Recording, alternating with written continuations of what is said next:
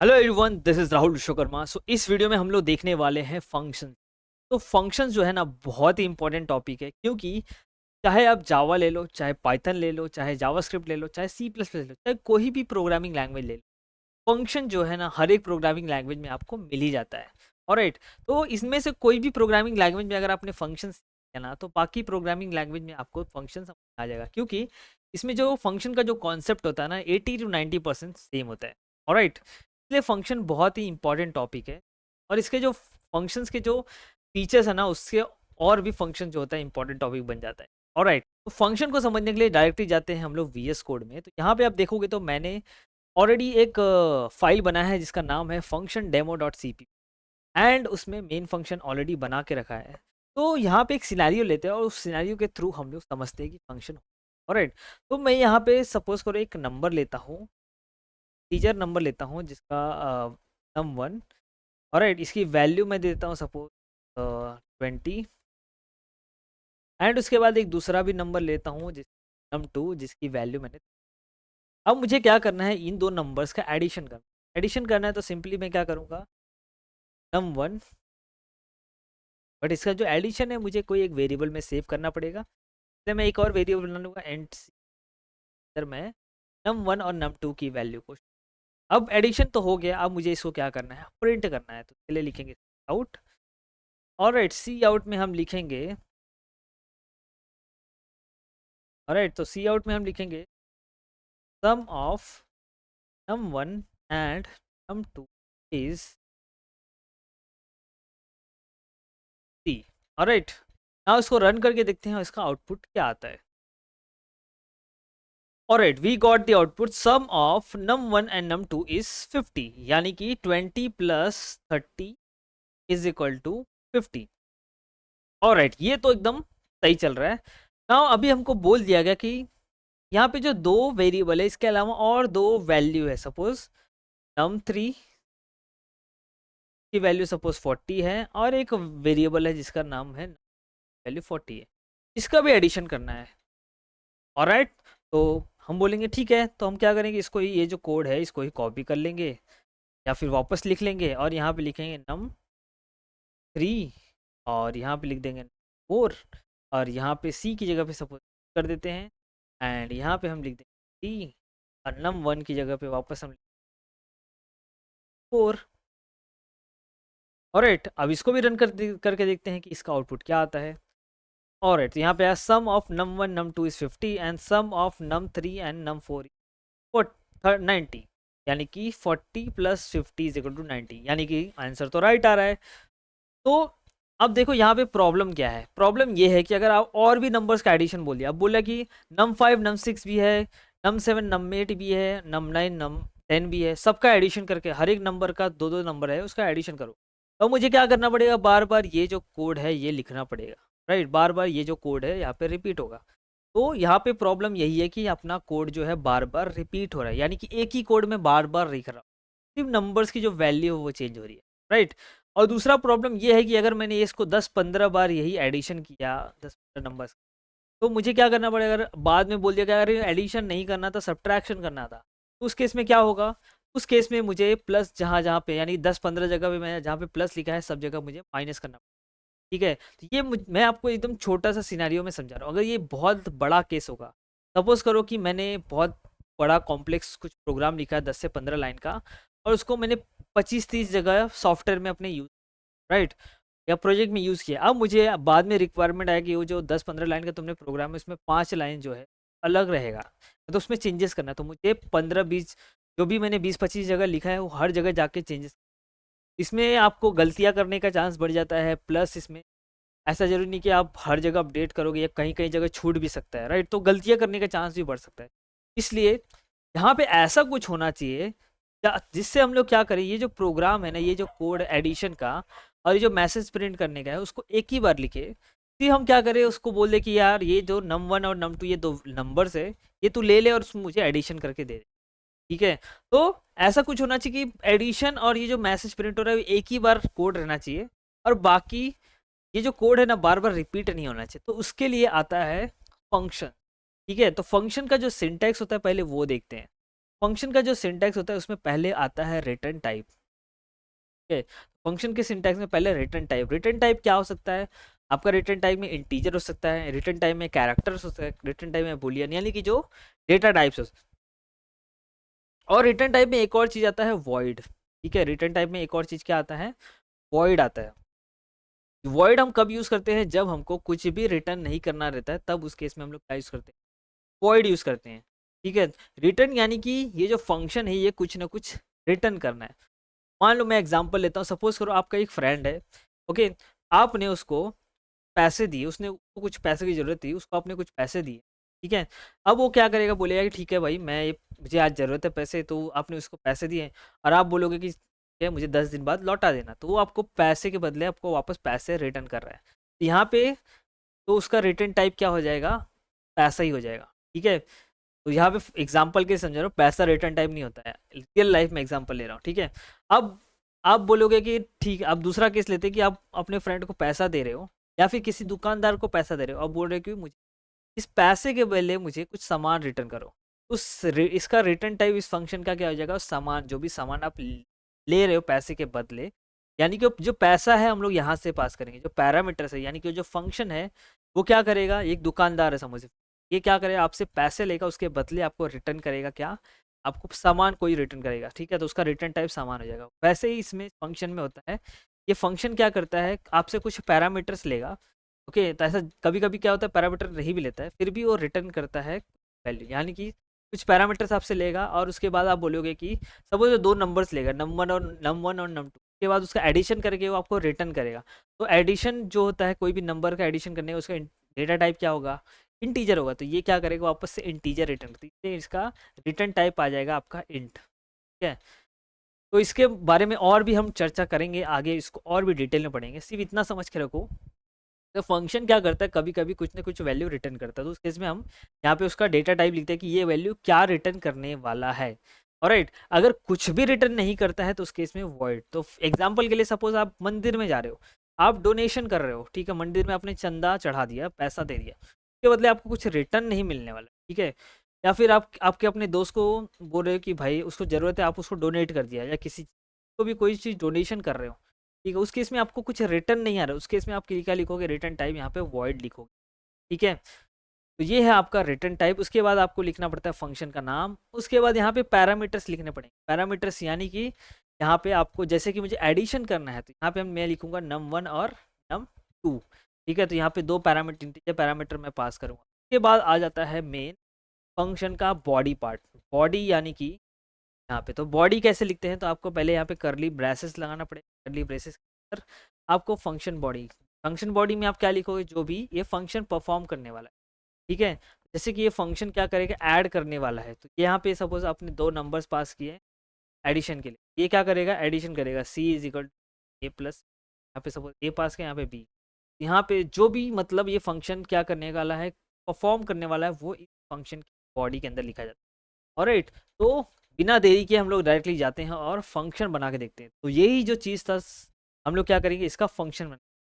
तो मैं क्या करूँगा, यहाँ पे ऊपर जाऊँगा और पहले रिटर्न टाइप लिखना पड़ता है। तो मुझे फिलहाल मेरे केस में कुछ रिटर्न नहीं करना है, तो वॉइड लिखूंगा। और उसके बाद फंक्शन का नाम, तो कुछ मीनिंगफुल नाम देना है। तो हमको क्या करना है? हमारा फंक्शन बनाना है जो एडिशन ऑफ टू नंबर्स करे, तो मैं इसको बोलूँगा ऐड। ठीक है, इसका सिंपल सा नाम दे दिया ऐड। अब मुझे क्या करना है? ये फंक्शन क्या करना चाहिए? दो नंबर लेना चाहिए मुझसे। ये फंक्शन मुझसे दो नंबर लेगा और उसके बाद उसको ऐड करके प्रिंट करना चाहिए।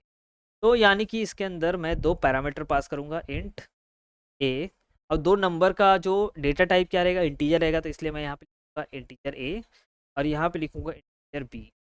ऑलराइट, और उसके बाद मैं लिखूंगा फंक्शन का बॉडी। फंक्शन के बॉडी के अंदर मैं क्या करता हूँ? कॉपी पेस्ट कर देता हूँ। ठीक है, अब यहाँ पे num1 num2 है, बट num1 num2 तो यहाँ पे है नहीं, तो ये एरर देगा आपको। ठीक है, बोलेगा num1 इज अनडिफाइंड। क्यों? क्योंकि इसके अंदर num1 डिफाइंड नहीं है। यहाँ पे क्या डिफाइंड है? ए, यहाँ पे हम लिख देंगे और num2 की जगह पे लिख देंगे। राइट, और राइट, तो हमारा फंक्शन रेडी हो चुका है। ये हो गया, हमने फंक्शन बना लिया है मस्त में। अब हमको क्या करना है? फंक्शन को यूज़ करना है। फंक्शन को यूज़ कैसे करेंगे? ये फंक्शन का काम क्या है? Addition of two number. Addition of two number की ज़रूरत कहाँ है हमको? यहाँ पे हमको क्या करना है? ये दो num1 है और num2 है, ये हमको इस फंक्शन के अंदर पास करना है और ये फंक्शन हम क्या करेगा, उसका एडिशन करेगा। मैं क्या करूँगा, फंक्शन को कॉल करूँगा, मतलब बुलाऊँगा कि फंक्शन इधर आओ भाई, तुम्हारा काम है यहाँ पे, हमको क्या करना है, तुम्हें एडिशन करवा के लेना है। तो अच्छा, यहाँ पे फंक्शन को कॉल करने का तरीका ऐसे डायरेक्टली बोल के नहीं बुला सकते, तो उसका नाम लेना पड़ेगा। तो उसका नाम क्या है, ऐड।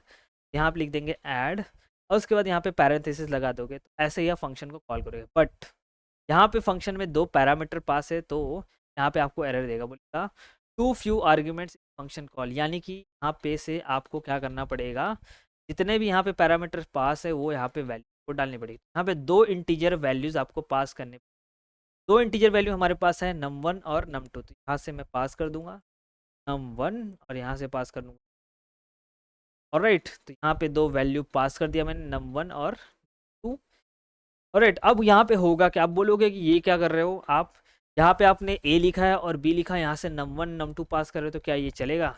हाँ बिल्कुल चलेगा। होता क्या है, जब यहाँ से आप कुछ भी वैल्यूज पास कर रहे हो, तो यहाँ पे ये वेरिएबल नहीं पास कर रही, ये इसकी वैल्यू पास कर रही है, यानी कि ये num1 की जगह पे यहाँ पे 20 पास होगा और num2 की जगह पे यहाँ पे 30 पास होगा, यानी कि ये जो हो जाएगा, मतलब ये जो वैल्यू आप पास कर रहे हो ये ए वेरिएबल में कॉपी हो जाएगा, यानी कि ए में अब जो होगा 20 सेव हो जाएगा और बी के अंदर जो होगा ये 30 सेव हो जाएगा। ठीक है, जो यहाँ से आप पास करोगे वो इसके अंदर सेव हो जाएगा, उसके बाद जो भी कैलकुलेशन और कर लेगा। ऑलराइट, तो अब देखो इसका आउटपुट क्या आता है। अब हमने क्या किया, फंक्शन को कॉल किया, उसके अंदर 2 नंबर डाल दिया। अब बोलेंगे भाई फंक्शन ऐड, तुम क्या करो, ये 2 नंबर ले लो और ये 2 नंबर का क्या करो, तुम 2 नंबर को क्या करो, ऐड करके उसको प्रिंट करो। ठीक है भाई, रन करके देखते हैं क्या ये चल रहा है। तो ये अपने को कुछ एरर दे रहा है, अननोन टाइप नेम 1, यहाँ पे बोल रहा है कि 1 पास किया है वो है,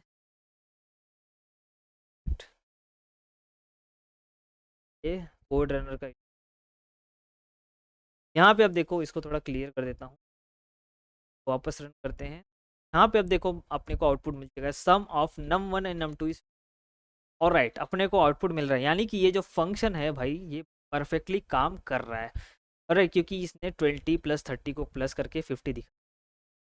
नाउ तो टेस्ट कर लिया, हमारा फंक्शन चल रहा है। अब हमको क्या करना है, ये num3 num4 इसका भी एडिशन करना है।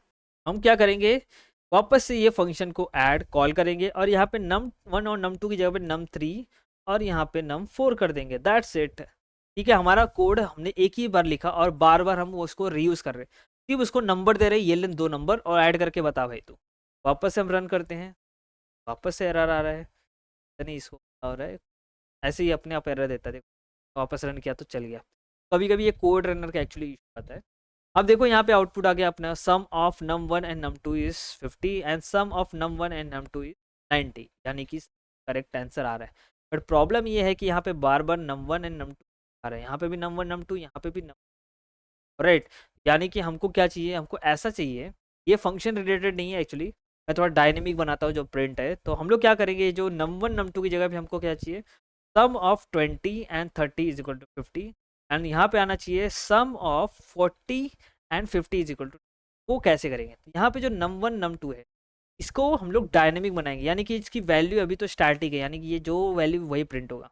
मुझे क्या चाहिए, ये ए और बी की वैल्यू जो भी रहे यहाँ पे num1 और num2, हम क्या करेंगे, यहाँ पे ऐसा कर देंगे, बनाएंगे ठीक है, यहाँ पे लिख देंगे ए और ये ऑपरेटर डाल देंगे, फिर बना देंगे और वापस से वैल्यू यूज़ कर देंगे, ऑपरेटर वापस डाल देंगे वहाँ पे। यहाँ पे num2 की जगह पे हमको क्या चाहिए, राइट, और यहाँ पे हम वापस डाल देंगे। ठीक है, तो ये ऐसा कुछ कर सकते हो अगर आपको ये जो ए और मतलब आपको डायनेमिक करना है, इसकी जो वैल्यूज़ रहती हैं, मतलब num1 की जगह पे मेरे को ए प्रिंट करना है और num2 की जगह मुझे जो भी बी की वैल्यू वो प्रिंट करनी है। क्या किया, ये स्ट्रिंग लिया, ए की वैल्यू जो रहेगी वो प्रिंट होगी, फिर एंड, फिर उसके बाद बी लिया, फिर इसके इस कॉन्कैट हो जाएगा, फिर सी की जो वैल्यू रहेगी। अब इसको रन करके देखते हैं इसका आउटपुट क्या आता है। ऑलराइट, यहाँ पे आप देखोगे तो sum of 20 + 20 and 30 is equal to 50, sum of 40 and 50 is 90, ये ज़्यादा रीडेबल है और अच्छे से समझ में आ रहा है, राइट। ये हो गया आपका फंक्शंस। फंक्शन हम लोग ने क्या सीखा, फंक्शन बनाया कैसे जाता है और उसके बाद फंक्शन को कॉल कैसे किया जाता है और फंक्शन की ज़रूरत क्या होती है वो हम लोग ने, राइट। अब थोड़ा हम लोग थियरी देख लेते हैं। यहाँ पे आप देखोगे तो a function is a block of code. Function क्या होता है, एक ब्लॉक ऑफ कोड होता है, ये हम लोग ने ऑलरेडी देखा। That perform a specific task, right. तो फंक्शन क्या करता है, कोई स्पेसिफिक टास्क परफॉर्म करता है। यानी कि सपोज करो आपको दिया गया है कि एडिशन, मल्टीप्लिकेशन, सब्ट्रैक्शन, डिवीजन सब परफॉर्म करना है, तो आप एक ही फंक्शन के अंदर नहीं लिखोगे, हर एक चीज़ के लिए एक फंक्शन बनाओगे, ठीक है, क्योंकि हर एक फंक्शन का एक अलग से अपना पर्पस होता है। नेक्स्ट लाइन देखते हैं, function help us in reducing code redundancy. अब इसमें जो रिडंडेंसी वर्ड है ना, बहुत ही इंपॉर्टेंट है प्रोग्रामिंग लैंग्वेज के अंदर। रिडंडेंसी मतलब रिपीटेशन होता है, ठीक है। तो जो फंक्शन होता है ये क्या करता है, रिड्यूस करता है कोड की रिपीटेशन या रिडंडेंसी। हम लोग ने ऑलरेडी एग्जांपल के साथ देखा कि बार बार हम लोग सम के लिए बार बार सेम कोड को वापस से लिख रहे थे। बाद में हम लोग ने क्या किया, एक फंक्शन लिखा, कोड एक ही बार लिख रहे थे, उसको बार बार reuse. Okay, if functionality is perform at multiple places in software, अगर कोई भी एक फंक्शनलिटी है, सपोज 15-20 लाइन का मैंने जो एग्जांपल दिया था कोड लिखा है, वो आप बहुत जगह 15 से 20 जगह आपने यूज किया है। Okay, then rather than writing the same code हर जगह बार बार लिखने जगह हम क्या करेंगे, हम create a function and call it everywhere. हम एक फंक्शन बनाएंगे, उसको बार बार कॉल करेंगे। जैसे हम लोगों ने एग्जांपल देखा था कि अगर मैंने वो फंक्शन को एडिशन की जगह सब्ट्रैक्शन करना, तो सिर्फ फंक्शन के अंदर जाके चेंज करना है, बाकी काम हो जाए, ठीक है। तो जैसे कि फॉर एग्जांपल यहाँ पे बोल दिया हमको, सपोज ये मैंने मल्टीपल टाइम यूज़ किया, सपोज बहुत बार मैंने ये फंक्शन को यूज़ किया है, अब मुझे बोल दिया कि अब तुमको एडिशन नहीं करना था उसके अंदर, सब्ट्रैक्शन करना था, तो मैंने गलती से बोल दिया। मैं सिर्फली यहाँ पे जाऊँगा, डैश सेट यहाँ पे जाऊँगा और इसको रन करते हैं। देखो यहाँ पे क्या हो गया, मल्टीप्लिकेशन सॉरी एडिशन की जगह पे अब ये क्या हो गया, हमारा जो फंक्शन है अब सब्ट्रैक्शन का काम कर रहा है। दैट्स इट, मुझे एक लाइन का कोड किया, राइट। अगर मैं ये वाले मेथड से जाता तो मुझे जितनी बार मैंने सपोज इतनी मुझे 15-20 बार वो यूज़ करता, तो 15-20 जगह मुझे माइनस माइनस, राइट। सोचो कितना अपना काम कम हो गया। This helps in maintenance and we have to change as we have to change at once place if make the further changes to दी।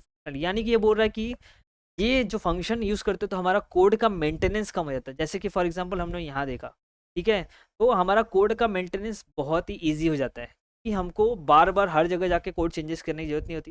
सिर्फ फंक्शन के अंदर जाओ, जो भी चेंजेस करना है करो, जहाँ जहाँ आपने फंक्शन यूज़ किया सब जगह रिफ्लेक्ट हो जाएगा, राइट। बहुत ईजी है। और राइट, अब देखो फंक्शन भी दो टाइप के होते हैं, एक होता है लाइब्रेरी फंक्शंस, ये बिल्ट इन फंक्शन बोल सकते हो, और दूसरा होता है यूज़र डिफाइंड फंक्शन। तो जो हमने अब अभी एग्जांपल देखा अभी हम लोग ने, वो था आपका यूज़र डिफाइंड फंक्शन। जो यूज़र खुद से बनाता है उसको यूज़र डिफाइंड फंक्शन बोलते हैं।